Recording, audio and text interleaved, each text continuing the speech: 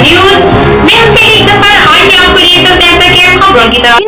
जी नाजरीन, हमारे city reporter अलजवाए की रिपोर्ट के मुताबिक असिस्टेंट कमिश्नर मोहम्मद यूसुफ चीना captain tiger force Haseeb Ali Syed की हदायत पर सीनियर वाइस कैप्टन जाहिद इस्लाम ने डिप्टी डायरेक्टर BISP कफालत एहसास ऑफिस तहसील खानपुर का विजिट किया। गरीब खवातीन मासूम बच्चों का इंतराज करवाने सख्त गर्मी में ऑफिस के बाहर खड़ी हैं। गरीब खवातीन का बेतहाशा रश।